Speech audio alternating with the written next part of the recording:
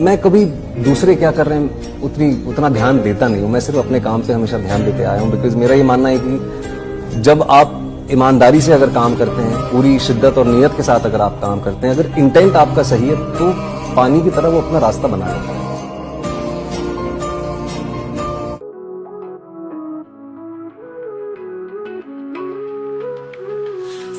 Cœur de rose, cœur en explosion, brise de minuit, douce émotion, texto tard le soir, je deviens poète, amour sous la lune, nos âmes siamoises, mélodie en tête.